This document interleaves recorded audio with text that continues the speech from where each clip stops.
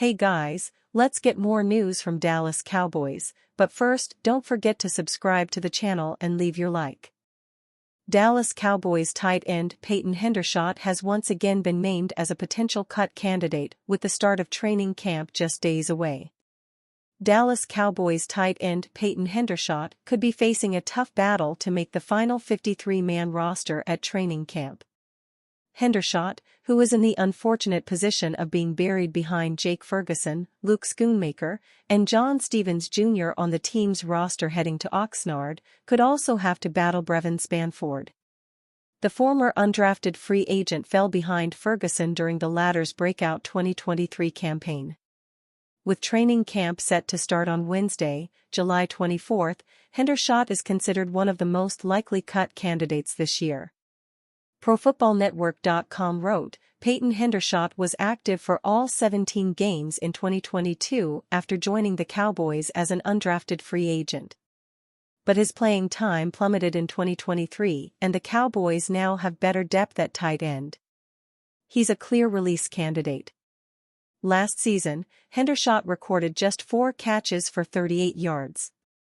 For his career, he has 23 targets for 15 catches and 2 touchdowns. It seems like it's now or never for the former Indiana Hoosier if he wants to keep his spot in Big D.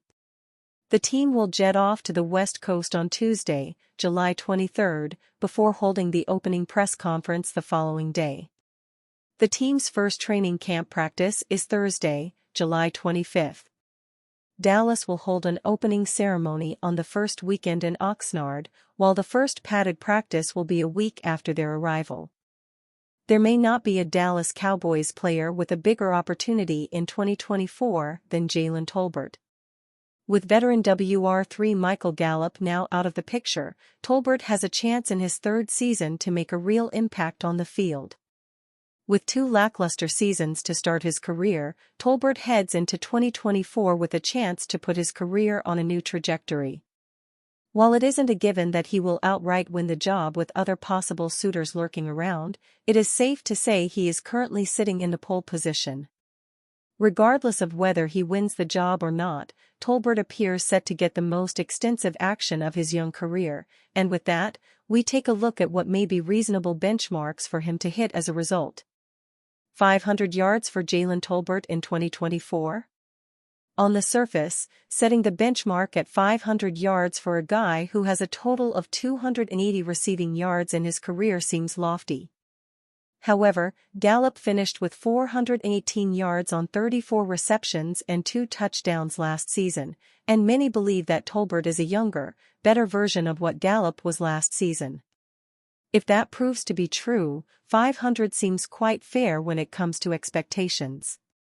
While the yardage will be less important than the overall impact, and we understand that, the best way to prove that is with the statistics and data. More opportunities should equate to more production, which should, in turn, result in more yards and even more touchdowns as well. That isn't rocket science, but it's a simplistic way to show that whoever is WR3 this year, Tolbert or not, the standard of approval is going to settle somewhere better than what Gallup was able to provide last season. Looking around the league at some of the best WR3s in the NFL, guys like Tennessee Titans' Tyler Boyd finished with 667 yards and 2 touchdowns, while Los Angeles Rams' WR3 Tutu Atwell finished with 483 yards and 3 touchdowns. Even the Seahawks' Jackson Smith-Njigba and Buccaneers' Trey Palmer hovered around the 4 and 3 touchdown mark, while Smith-Njigba eclipsed 600 yards and Palmer fell just below 400. All this is to say that the parameters for the position are set. And with a QB like Dak Prescott coming off of his best season in the second year of Mike McCarthy's offense, Tolbert has a chance to be in the ballpark of all these guys. It doesn't have to be great to be productive, and while we have only seen a glimpse of Tolbert's potential, it shouldn't be unrealistic to think he could be in the mix with many of these guys. But what say you, BTB? Does Tolbert eclipse 500 receiving yards, or do you see him falling below that number, setting the stage for the Cowboys to still be on the lookout for their WR3 next season? The Dallas Cowboys COO has a lot of high-priced mouths to feed as the offseason progresses into training camp opening in the coming weeks and the preseason kicking off next month. After watching Kirk Cousins and Trevor Lawrence obliterate the quarterback market and Justin Jefferson elevate the price of wide receivers into the realm of franchise quarterback caliber money, the market hasn't gotten any more favorable for the Cowboys' stable of superstars who are up for new deals. Whether it's changing course and avoiding Dak Prescott entering the 2024 season as a lame-duck quarterback, placating star receiver CeeDee Lamb or locking All-Pro Micah Parsons into a long-term contract, the Cowboys have a high-price to-do list. During a recent appearance on the Athletic Scoop City podcast, Stephen Jones struck an optimistic tone that the Cowboys could get new deals done for some of the team's biggest stars and most important players. "Well, those things take time," Jones said. "And we're talking about deals here. You know, when you're talking about CD and Dak and you know somebody like a Micah coming up. I mean, you're talking about two players that aren't quarterbacks that feel like they ought to be a little bit like Justin Jefferson, the top-paid non-quarterbacks in the league. And, of course, we've got a big one in Dak. And we got Trayvon Diggs right there. And then you got Zach Martin and DeMarcus Lawrence. And so we got a lot of guys making quite a bit of money. And that's no excuses.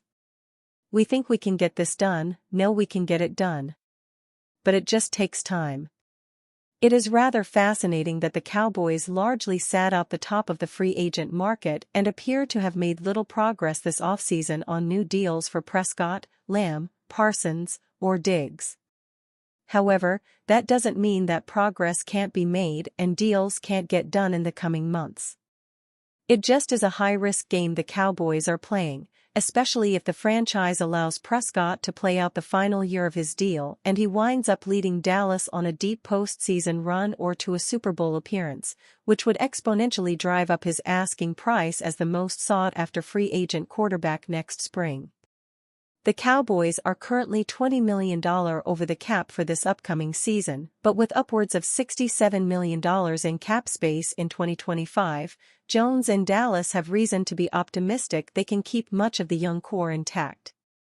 Jones and the Cowboys just need to be prepared to pay an even higher premium for each, the more time passes without accords being struck.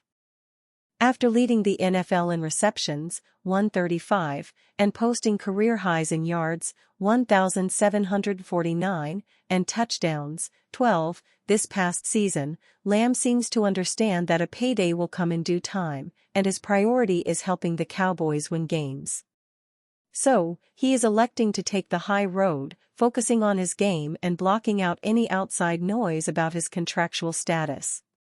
However, Michael Delkin of the Dallas Morning News revealed that Lamb will likely skip out on the voluntary workouts starting this week, adding that it could spill over into the voluntary portion of the offseason beginning in June if the matter remains unresolved by then. Dallas could have avoided this entire predicament if they paid Lamb his worth last offseason when he became extension eligible. Now, they only cost themselves more money by waiting while also putting their star wideout in a position to potentially be away from the team as the Cowboys begin preparing for the 2024 season. But as long as Lamb is unbothered and ready to work, the Cowboys are dodging a massive bullet. Kudos to him for handling the situation with maturity, poise, and professionalism. We have seen how ugly these standoffs between teams and players can get when the two sides cannot agree on finances. Barring any setbacks or bumps along the road in negotiations, Lamb will have a freshly inked deal that keeps him with the Cowboys for the long haul and makes him one of the highest-paid receivers in football sooner or later. However, Dallas is not doing themselves any favors by prolonging this process. Feed.